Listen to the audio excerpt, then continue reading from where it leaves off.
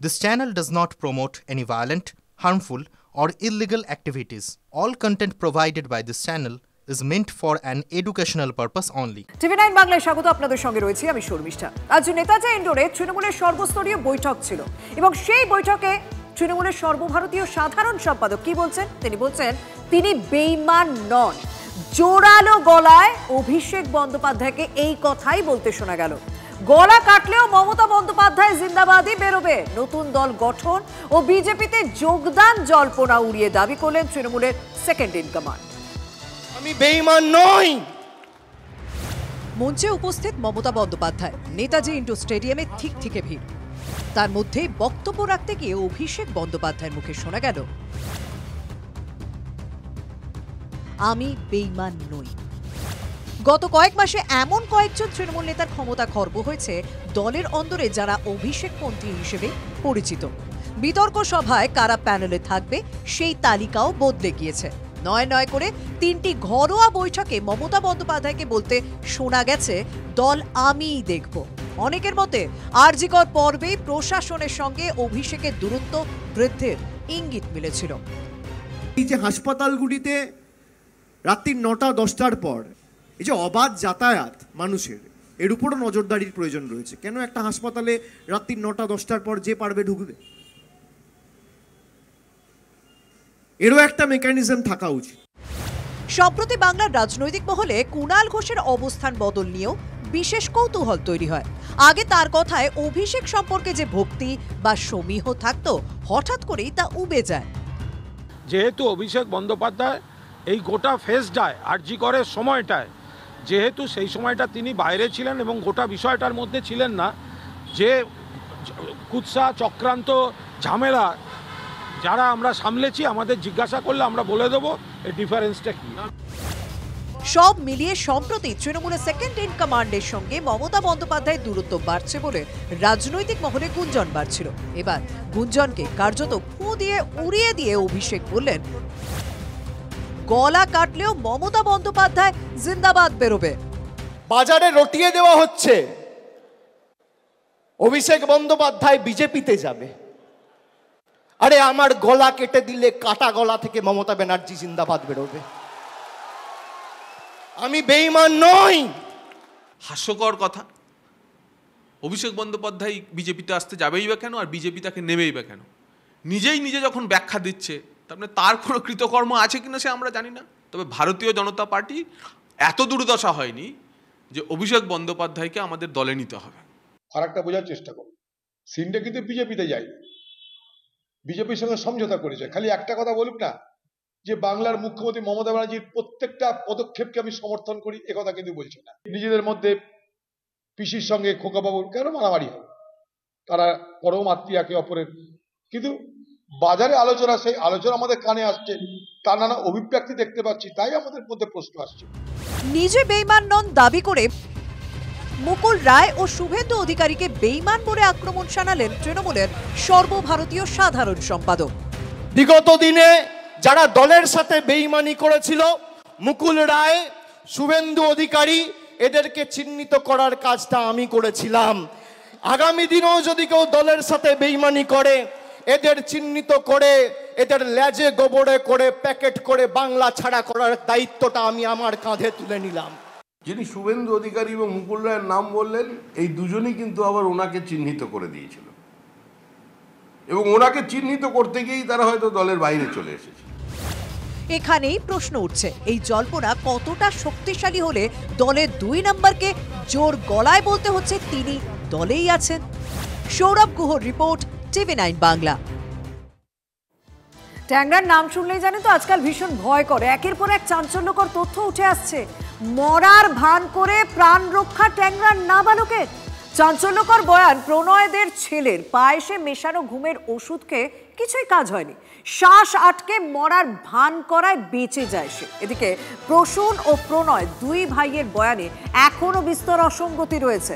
প্রসূন পুলিশকে জানিয়েছে সুদেষ্ণা এবং রমি নিজেরা হাত কেটেছেন, যদিও ময়না তদন্তের রিপোর্ট বলছে আঘাতের ধরন নিজের হাত কাটার মতো নয়।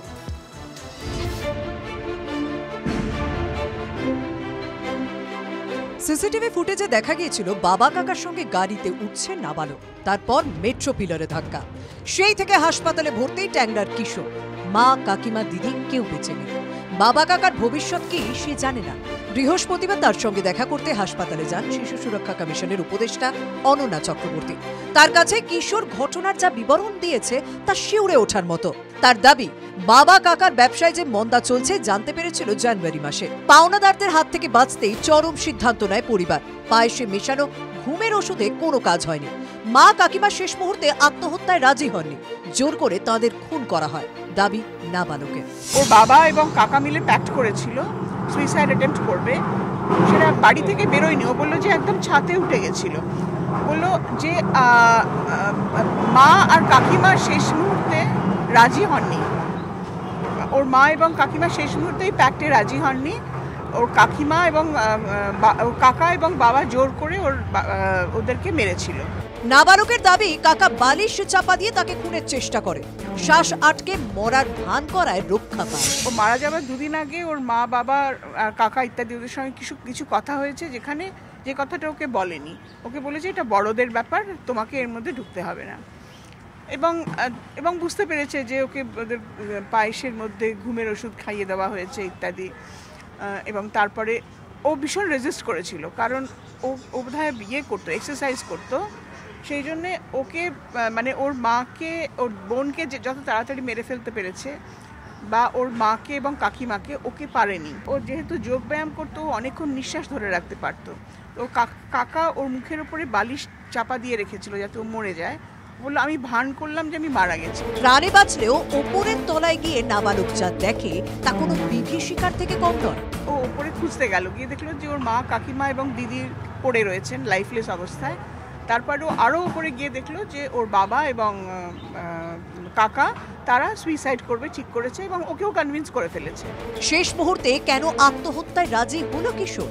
বললো আমি যাদের যাদের ভালোবাসি সবাই তো চলে গেছে, আমার মা, আমার কাকিমা, আমার বোন, তাদের আমি এত ভালোবাসি, তারা চলে গেছে, আমি আর বেঁচে থেকে কি করব।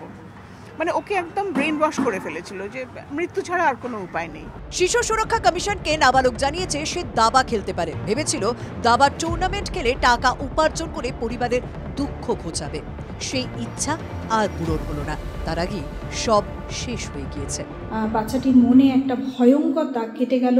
পরবর্তীকালে পোস্ট ট্রমাটিক স্ট্রেস ডিসঅর্ডারের মতো সমস্যা হতে পারে তার। এবং যত বড় হবে সম্পর্ক, খুব কাছের সম্পর্ক থেকে বিশ্বাসঘাতকতা সে দেখেছে, সম্পর্কের প্রতি হয়তো তার বিশ্বাসটা উড়ে যাবে। এরকম একটা অ্যাকিউট স্ট্রেসের পর থেকে তার মধ্যে যে সমস্ত একটা মেমোরি থাকবে, সেই মেমোরিগুলো তখন রিপ্রেশনের চেষ্টা করা হবে, কিন্তু সমস্ত মেমোরিগুলো রিপ্রেসড হবে না, কারণ তার চোখের সামনে যে ঘটনাগুলি ঘটে গেছে সেগুলো অত্যন্ত ভয়ানক এবং তার ফ্ল্যাশব্যাকের মতো বারবার কিন্তু ভবিষ্যৎ জীবনেও আসতে পারে।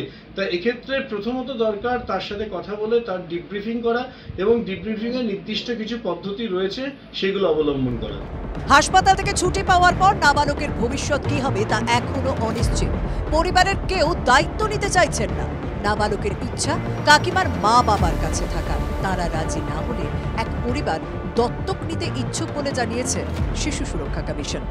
সুপ্রিয় গুহর রিপোর্ট, TV9 বাংলা।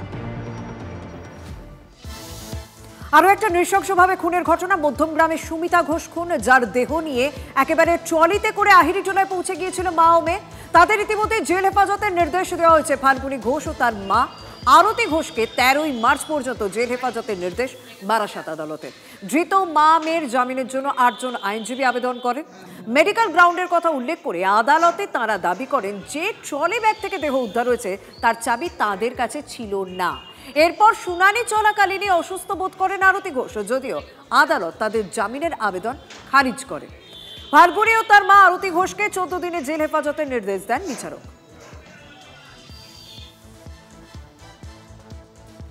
এদিকে পানাগড়ের ঘটনা গা ঢাকা দিয়েও কিন্তু শেষ রক্ষা হলো না। গ্রেপ্তার মূল অভিযুক্ত বাবলু যাদব। তরুণী ইভেন্ট ম্যানেজার সুতন্দ্রা চট্টোপাধ্যায়ের মৃত্যুর 4 দিনের মাথায় গ্রেপ্তার করা হলো তাকে। ধৃত বাবলুকে আগামীকাল আদালতে পেশ করা হবে। তবে বাবলু যাদবের আইনজীবীর বক্তব্য, বাবলু যাদবের গাড়ি ধাওয়া করতে গিয়ে নিয়ন্ত্রণ হারিয়ে সুতন্দ্রার গাড়ি উল্টে যায়। অর্থাৎ আইনজীবীর বক্তব্যে আরও একটি নতুন তথ্য সামনে এলো। এখনো বেপাত্তা বাবলুর 3 সঙ্গী, তাদের খোঁজে তল্লাশি চলছে।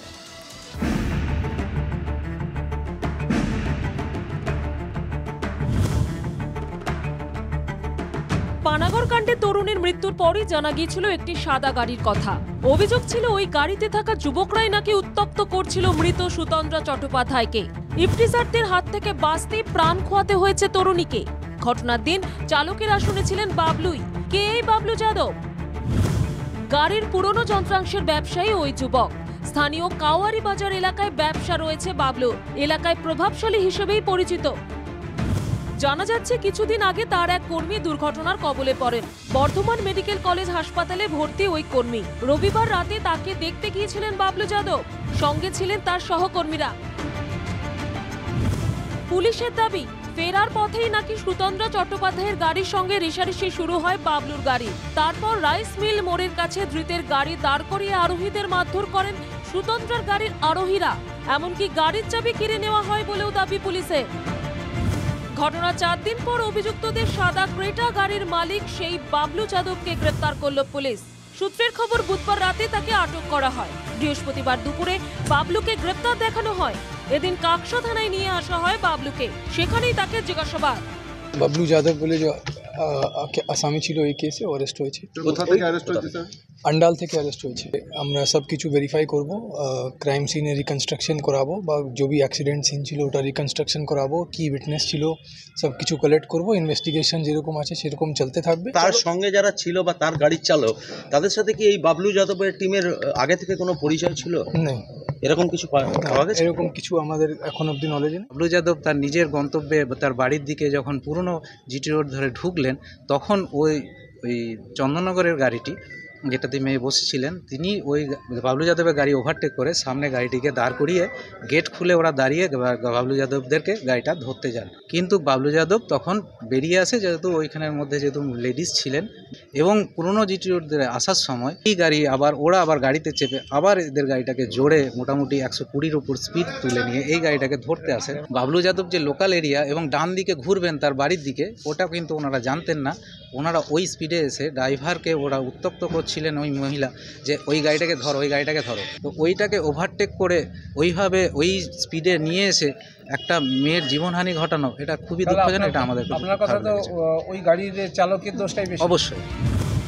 এদিকে সুতন্দ্রার গাড়ির চালকের দাবি, ওই সাদা গাড়িতে থাকা যুবকেরাই ইফটিজিং করেছিলেন মৃতাকে। সুতন্দ্রার মায়ের দাবি, সত্যিটা সামনে আসুক, বাবলুর বাকি সঙ্গীদেরও ধরুক, দাবি সুতন্দ্রার মায়ের। একদম যে দোষী তারই বিচার চাইছে, কোনো নিরপরাধ কারণ নয়। গ্রেপ্তার শুধু করে কি লাভ? সবাইকে গ্রেপ্তার করো, সবার মুখ থেকে সত্যটা বার করো। বৃহস্পতিবার সুতন্দ্রার বাড়িতে যান মুক্ত মঞ্চ সংগঠনের শিল্পীরা। তাদের সামনে কান্নায় ভেঙে পড়ে সুতন্দ্রার মা। রাতের রাস্তায় মহিলাদের নিরাপত্তা নিয়ে আরো একবার সওয়াল করেন তিনি। সিসিটিভি ফুটেজে দেখা যাচ্ছে প্রচন্ড গতিতে দুটি গাড়ি ছুটছে। কেন দ্রুত গতিতে গাড়ি দুটি ছুটছিল প্রশ্ন তোলেন মৃতের মা। জয়ন্ত বিশ্বাস ও আশিক ইনসানের রিপোর্ট, TV9 বাংলা। মেছেদায় শুভেন্দু অধিকারীর ছবি নিয়ে কুরুচিকর আচরণের অভিযোগ উঠছে। প্রতিবাদের দমদম পাইকপাড়া মোড়ে বিজেপির ধিক্কার কর্মসূচিতে সামিল হন বিজেপি কর্মীরা। গঙ্গা জল ও দুধ দিয়ে শুভেন্দুর ছবি ধুয়ে শুদ্ধিকরণ করেন বিজেপি কর্মীরা। বেহালা হাই স্কুলে শিক্ষকদের ঘিরে বিক্ষোভ। স্কুলে আটকে রাখা হয় শিক্ষকদের। স্কুলে পর্যাপ্ত উপস্থিতি না থাকায় উচ্চ মাধ্যমিক পরীক্ষায় বসতে দেওয়া হয়নি বেশ কিছু পড়ুয়াকে। পরীক্ষায় বসতে দেওয়ার দাবিতে শিক্ষকদের স্কুলে আটকে রাখে পড়ুয়ারা। দীর্ঘক্ষণ পর পুলিশের আশ্বাসে বিক্ষোভ অবরোধ উঠে যায়। আগামীকাল পড়ুয়াদের পরীক্ষার বিষয়ে বৈঠকে বসবে স্কুল কর্তৃপক্ষ। ফেব্রুয়ারি শেষে প্রবল তুষারপাত। কাশ্মীরের নতুন পশ্চিমী ঝঞ্ঝার জেরে দুদিন ধরে বরফ পড়েই চলেছে। 3 ফুট পুরো বরফে ঢেকেছে উত্তর কাশ্মীরের গুরেজ উপত্যকা। সোনমার্গ, গুলমার্গ বরফ সাদা। মার্চের শুরুতে আরও এক দফায় তুষারপাতের পূর্বাভাস।